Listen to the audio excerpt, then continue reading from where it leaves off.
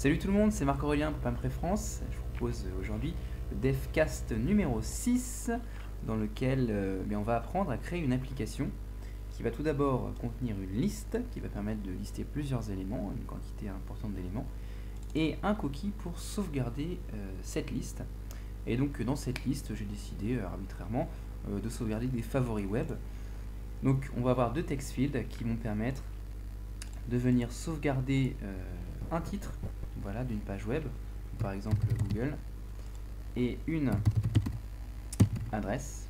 On va cliquer sur le bouton, ça va enregistrer le favori, et quand on va donc fermer l'application, les favoris vont être enregistrés.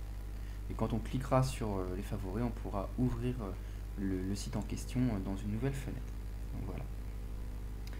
Alors, on va créer l'application.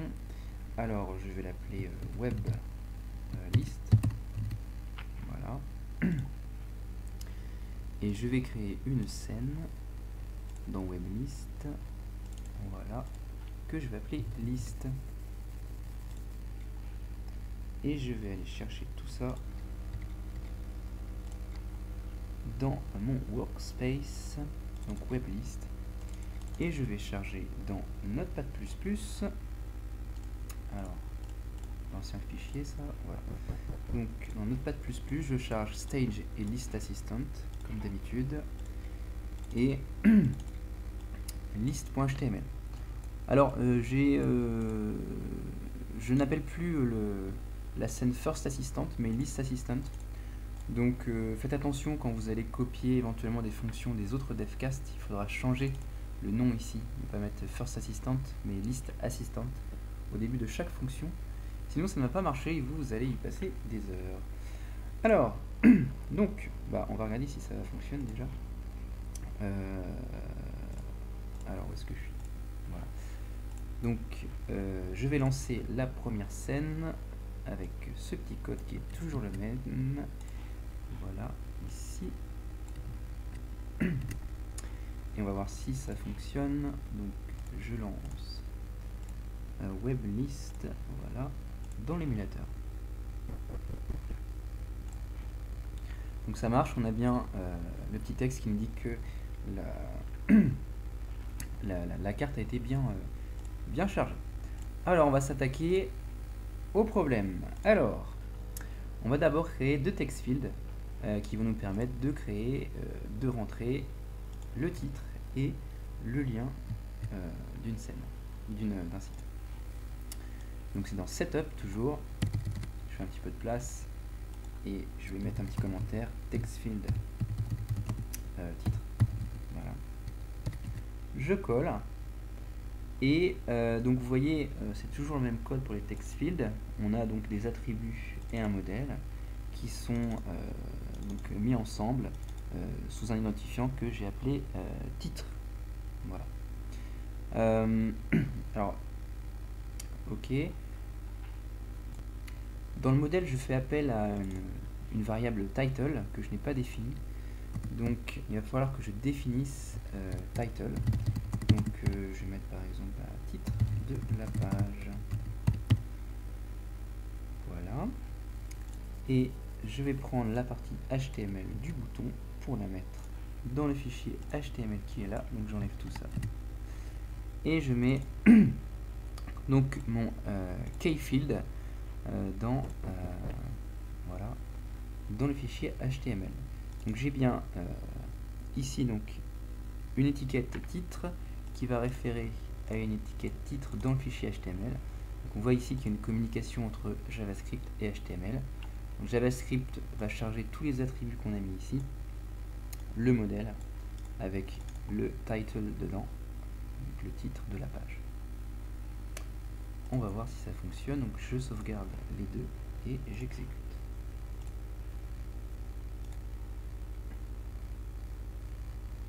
Donc ça fonctionne, le text field fonctionne correctement. Ensuite, donc ça va être pour le titre. Je vais enregistrer, créer un autre text field, cette fois pour que l'utilisateur puisse rentrer le lien. Donc text field lien, le lien du site web. Voilà. Et je vais changer les noms, je vais mettre 2 ici. Le nom aussi, myKTextField2. Le modèle 2. Et je vais appeler ça donc link pour lien. Et ici, donc je vais appeler ça lien. Et pareil, ici, comme j'ai changé les attributs et les modèles, voilà, comme ça, chaque text field a son propre modèle. Pour l'un, KeyModel 2 et pour l'autre, KeyModel 1. Alors ici, je n'ai pas défini link, donc il va falloir que je définisse link. Donc je vais définir http://www. Voilà. Comme ça, l'utilisateur n'aura pas besoin de rentrer ceci. Et idem, je vais prendre ce code-là, le dupliquer. Et à la place de title, mettre link. J'ai mis lien. Voilà, je l'ai appelé lien. C'est la variable que j'ai appelée link. Alors, vous remarquerez que rapidement, quand on fait la programmation, le programme commence à causer en français et en anglais. Donc, c'est souvent le cas de mes programmes, ça cause dans les deux langues. Donc, soit link ou lien. Bon, voilà. Après, vous choisissez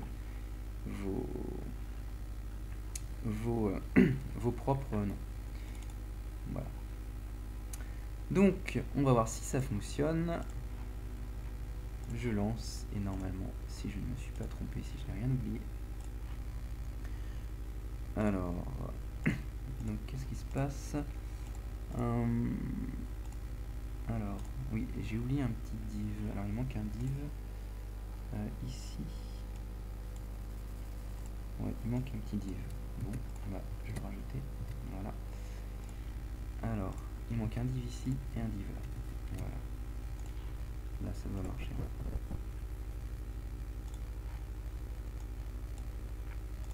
Voilà.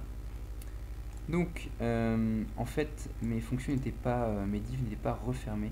Donc, ils s'embriquaient les uns dans les autres. Donc, mes boîtes s'embriquaient les unes dans les autres. Voilà. Donc là, on peut changer ce qu'on veut dans les text fields. Voilà. Maintenant, on va mettre un bouton qui va permettre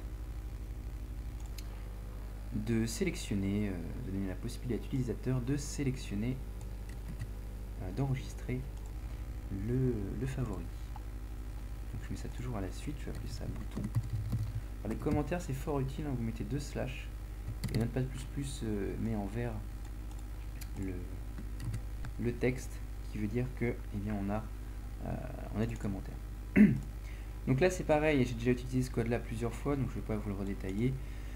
Mais en tout cas, on fait appel à la fonction handleButtonPress quand on va presser le bouton. Donc cette fonction, elle est ici. Voilà. Je la mets là, je la copie. Alors je vais détailler après ce qu'il y a à l'intérieur. Il y a beaucoup de choses à l'intérieur. Ça a rapport aux listes. On va agir sur la liste quand on va cliquer sur le bouton pour enregistrer le lien. Donc j'y reviens après, je vous explique après. Et ensuite, le fichier HTML. Voilà, comme d'habitude. Donc là, vous ne découvrez normalement pas grand chose si vous avez suivi les devcasts précédents. Et là, donc, j'ai 2 text fields et un bouton qui doivent normalement apparaître. Voilà. Donc on peut changer et quand je clique, bah, il ne se passe rien puisque je n'ai pas encore défini les attributs de la liste. Alors maintenant, on va ajouter la liste en dessous. Et quand on va cliquer, eh bien, ça va ajouter le titre et l'adresse dans la liste. Alors le code de la liste, il est présent juste en dessous. Alors, pour le code de la liste, il va s'étaler sur plusieurs fichiers. Donc le fichier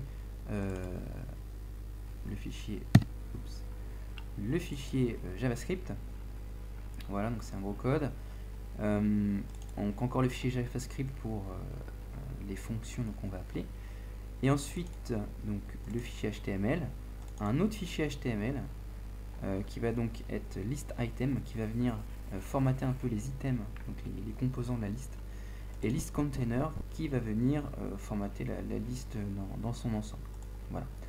Donc c'est un composant assez complexe à mettre en œuvre, une liste. Donc je vais aller doucement. Alors, donc code JavaScript d'une liste, donc ça va dans la fonction setup. Voilà, donc je mets à la suite.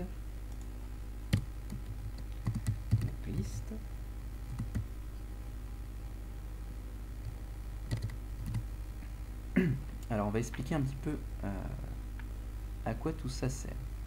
Alors, la liste dans laquelle on va sauvegarder les données va s'appeler liste favoris. Dans la liste, il va y avoir deux composants, le titre et le lien. Alors par défaut, quand on va ouvrir l'application, je vais charger dans la liste un élément qui va s'appeler PAM Préférence avec le lien de PAM Préférence correspondant. Alors, comme tout composant et widget de WebOS, on va créer un modèle. Ce modèle, donc, on va l'appeler favori. Et dans ce modèle, on va rajouter des items. Des items, donc ça va être des éléments de liste. Et on va utiliser justement this liste favori qu'on a défini juste avant. Et cette liste, on va partir de ça pour ajouter des éléments ensuite. Ensuite, on va affilier à un code, à une étiquette, la liste. Donc on va l'appeler myList. Et on va charger donc deux fichiers HTML supplémentaires qui vont venir donc formater le contenu et la liste dans son ensemble. Après, swipe to delete, ça va permettre de d'activer la fonction de suppression d'un élément en glissant le doigt vers la droite. Donc ça vous connaissez normalement sur les listes. Et donc reorderable, voilà, qui permet en fait de rendre de changer les places de chaque élément. Voilà. Et donc on va affilier tout cela à this WordList qui va donc agir sur l'étiquette myList. Et on va créer trois événements. Donc un événement quand on clique sur un élément, un événement quand on efface un élément, et un élément quand on change l'ordre, quand on appuie sur la liste. Voilà. Ces trois événements font appel à trois fonctions qui évidemment on va devoir les définir. Alors ces trois fonctions, elles sont définies ici, code JavaScript d'une liste, donc les fonctions, on copie, on colle. Et voilà. Donc la première, c'est la liste click handler, donc c'est ce qui va se passer quand, ce qui va être appelé quand on va cliquer sur la liste. Ici, ce qui va être appelé quand on efface, et là quand on réordonne la liste. Alors, si on regarde rapidement, ici en fait, on va regarder si l'index n'est pas inférieur à 1, et là on va créer un événement. Donc ici j'ai show banner, en fait ça va juste afficher le lien qui a été enregistré. Donc on complétera par la suite cette petite partie pour donner plus de fonctions. Delete handler, donc pour effacer, on va utiliser une fonction qui s'appelle splice, qui permet d'effacer un élément. Et ici donc pour reorder, on a deux fonctions qui permettent bien de faire le job. Donc là c'est un tout petit peu plus compliqué. Je vous donne tel quel le code. Voilà. Mais donc comme ça fonctionne. Ensuite pour le code HTML, donc il est là. Donc le code HTML est relativement court. Il suffit de le placer en dessous. Voilà. Bon, maintenant on va créer deux fichiers. Un premier fichier dans lequel on va mettre donc ce code là. Voilà. Donc c'est un code HTML. Alors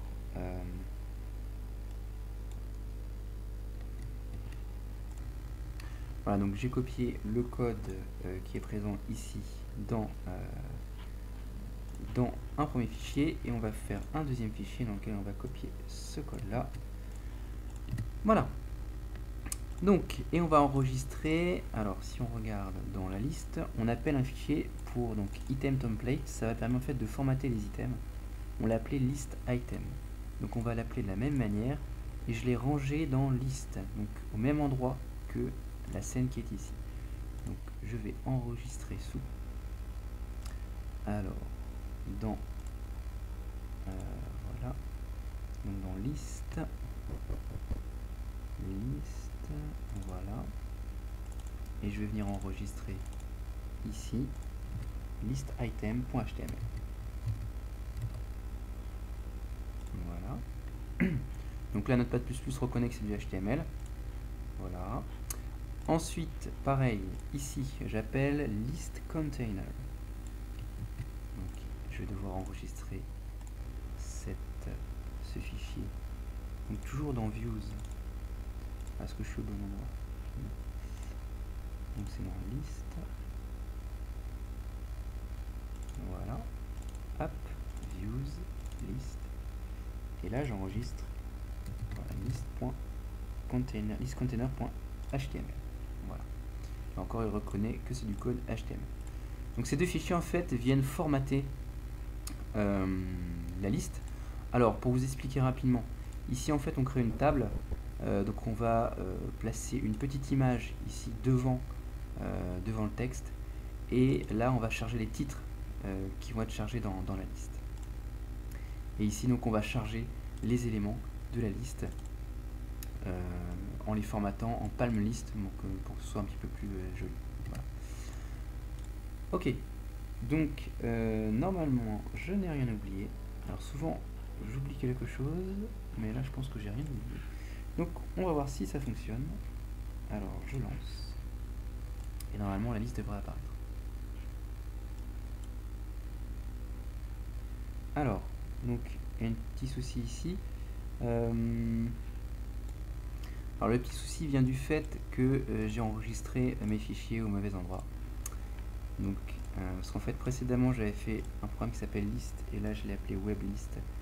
Donc on va y arriver. Donc c'est dans weblist, apps, views, list. Voilà, donc j'enregistre. Et pareil ici, j'enregistre au bon endroit. Voilà. Dans weblist.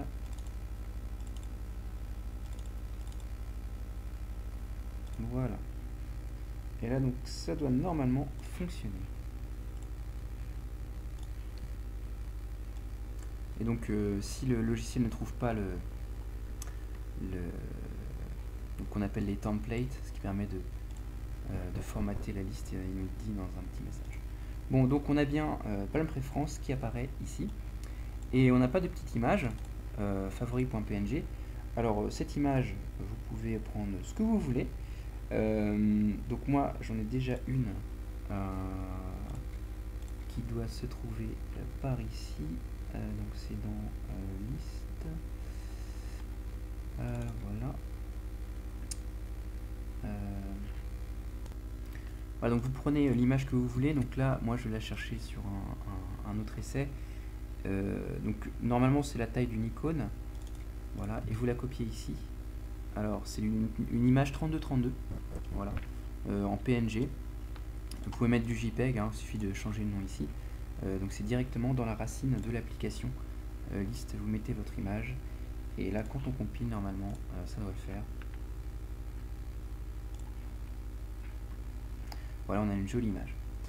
Et quand je clique, pour l'instant, donc j'ai une petite bannière qui s'affiche et qui m'indique en fait le site. Voilà. Donc, on va regarder un petit peu le code maintenant, pour vous expliquer un petit peu, parce que j'ai pas beaucoup expliqué là pour l'instant. Alors, donc le code de setup, ce qui est intéressant à voir, c'est ce qui se passe au niveau du bouton. Quand on clique ici, alors je vais mettre par exemple Google. Voilà. Google, allez, je mets Google. Voilà, donc ça ajoute un élément. Et vous voyez que les éléments, donc je peux les changer d'ordre, et je peux aussi les supprimer. Voilà. Alors, donc ça j'ai expliqué, ok. Par contre, j'ai pas expliqué ce qui se passe avec le bouton. Alors avec le bouton, quand je clique sur le bouton, je vais récupérer ce qu'il y a dans les KeyModel 1 et KeyModel 2. Et je vous rappelle KeyModel 1 et KeyModel 2, donc ce sont les valeurs, les modèles des deux text fields qui sont juste là, dans lequel on a mis le titre et le lien. Donc je vais récupérer original value, qui est ce qui est stocké dans le text field, et donc je mets bien ça dans title et dans link, et ensuite je crée un nouvel item, et dans ce nouvel item, donc je vais mettre deux variables, title et link, dans lequel je vais mettre title et link que je viens de calculer juste avant. et je vais faire push, donc push sur les items, je vais ajouter ce nouvel item à la liste correspondante. Et donc voilà, j'ajoute ici donc add items, j'ajoute l'item à la liste. Et je vais afficher donc show banner, le link, donc le lien correspondant que je viens d'ajouter à l'instant. Voilà. Donc maintenant vous savez comment fonctionne le code au niveau du bouton. Donc voilà, donc c'est relativement fonctionnel. On peut supprimer comme ceci et réordonner les différents items, même si là ils sont identiques. Voilà, donc c'est assez sympa. Voilà, donc je quitte, je relance, et quand je relance, ça revient dans l'état initial. Alors ce qui serait intéressant de faire maintenant, c'est essayer de voir comment sauvegarder nos favoris. Parce qu'en l'état actuel, l'application n'est pas forcément utile. Alors, pour rendre l'application un tout petit peu plus jolie, déjà je vais remplacer le nom du bouton par ajouter. Ce sera peut-être mieux. Alors, on va regarder, on va ajouter un cookie. Un cookie, ça permet, donc c'est plus bas, c'est ici. Voilà. Alors, j'ai mis 3 bouts de code dans le même cadre. Alors, celui-ci va permettre de déclarer le cookie en tout début. Alors, donc c'est vraiment en tout début, c'est ici. Mettez ce code là. Et en gros, on va créer un nouveau cookie. Donc ce cookie, il a un modèle, donc MyList favori. Et donc on va créer ce cookie qu'on va appeler liste favori. Voilà. Donc vous voyez, c'est justement le même nom que la liste. Et donc dans la fonction setup, je vais ajouter un cookie. Alors je vais le mettre au départ cette fois, parce qu'il faut charger les informations avant de charger la liste, etc. Donc voilà.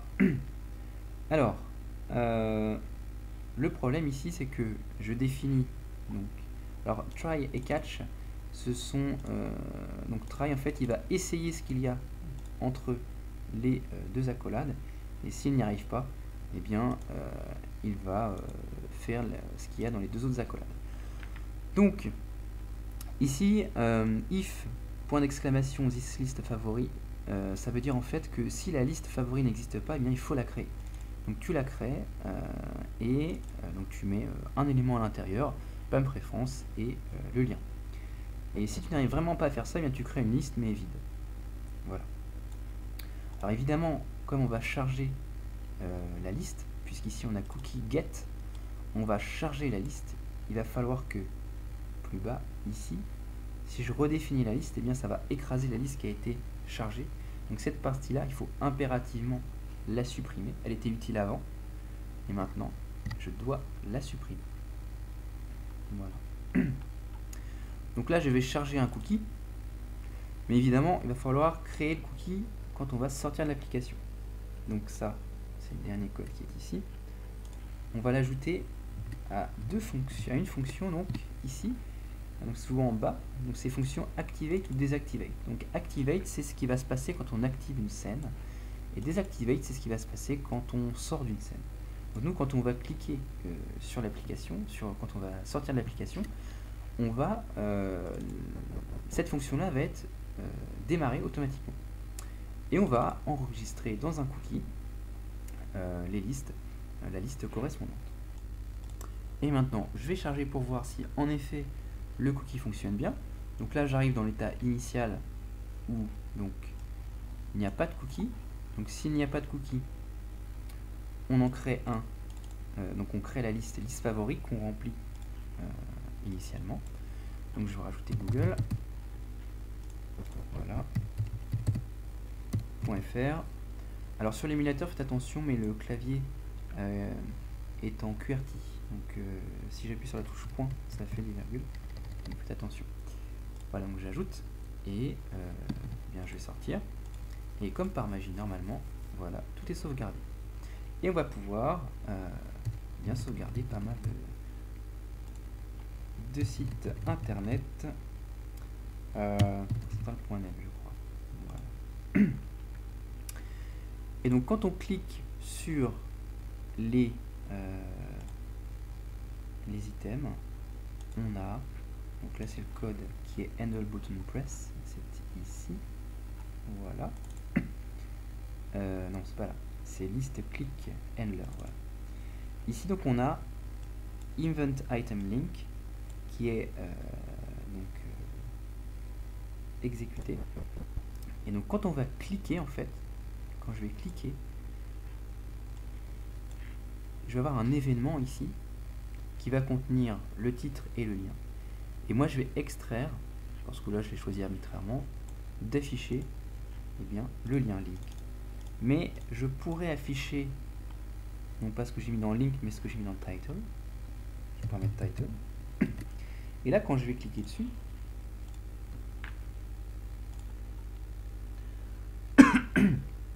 quand je clique dessus, je vais avoir le titre et non plus le lien. Donc vous voyez qu'une liste, elle affiche, alors si on regarde ici, elle affiche le titre, donc elle va venir prendre tous les éléments que j'ai ajoutés dans title et elle va venir les afficher avec ce petit code là en title. Et donc là j'ai mis style font size, donc on pourrait faire quelque chose de beaucoup plus petit par exemple. Truncating text, ça permet de couper le texte s'il est trop long. Voilà, vous voyez le texte est devenu plus petit. Et on pourrait aussi ajouter avec le même genre de code, on pourrait à côté ajouter link. Alors je sais pas ce que ça va donner comme ça, ça va être un petit peu moche.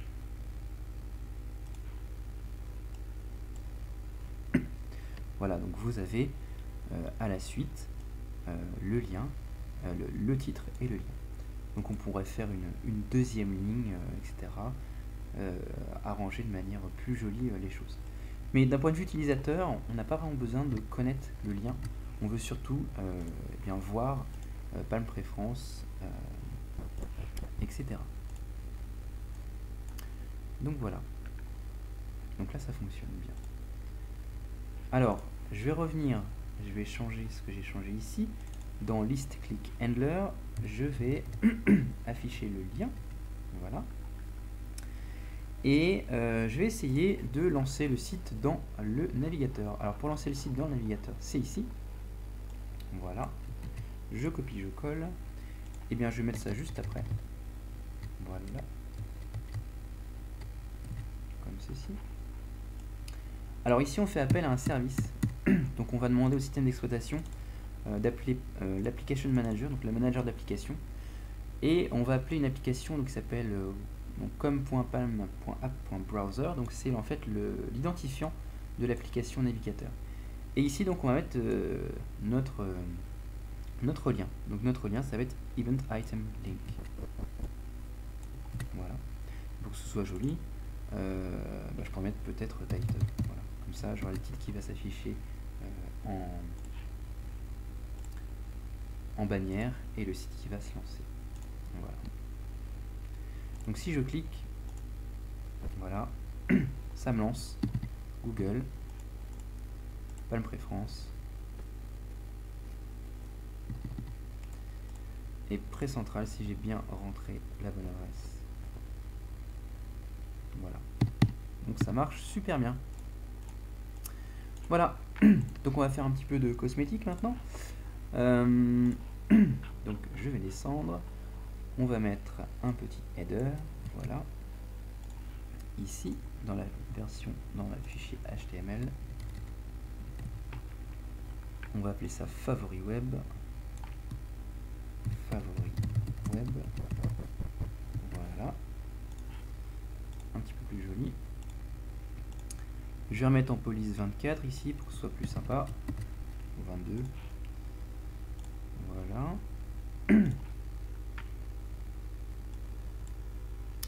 Voilà, donc favori web, on rentre sa page web et bien ça sauvegarde. Voilà, donc on peut supprimer des items, réorganiser en fonction des différents goûts. Voilà. Donc, on va conclure. Alors là, donc j'ai fait avec des favoris web. C'était aussi pour vous montrer ce qu'on appelle le cross-app launching, c'est-à-dire le lancement donc du navigateur.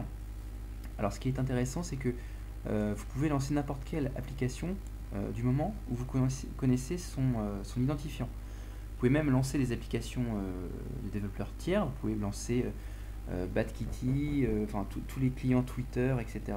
N'importe quelle application. Et voilà. Et donc au niveau, alors comment trouver l'identifiant d'une application? C'est simple. Alors je vais prendre BadKitty par exemple, le client Twitter.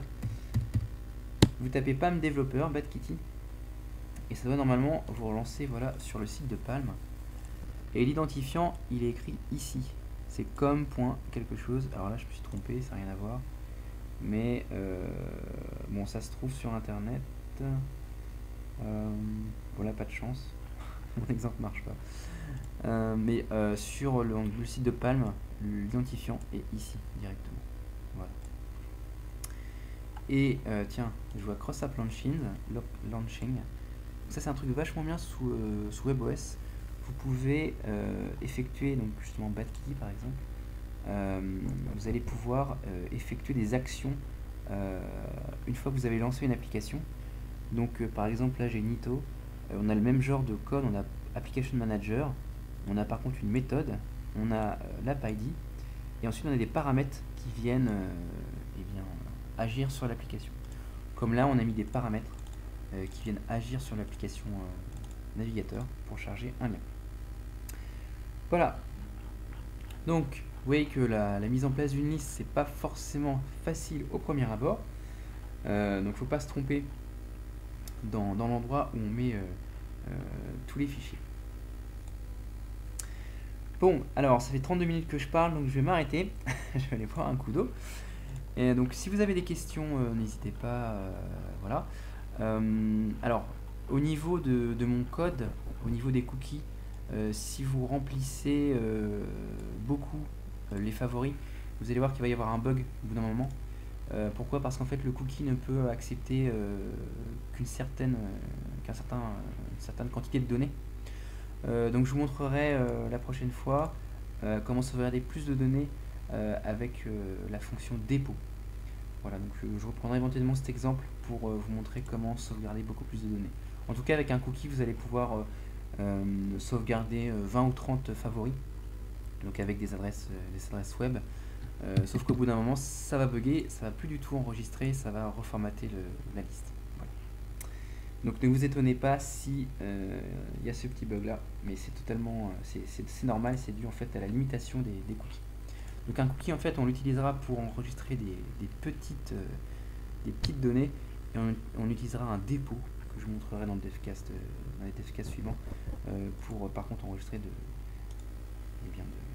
grandes quantités d'informations. Voilà. Allez, donc je vous dis à la prochaine pour un nouveau devcast et j'espère vous avoir appris plein de choses sur ce devcast qui était relativement dense avec pas mal de code. Allez, salut et à la prochaine.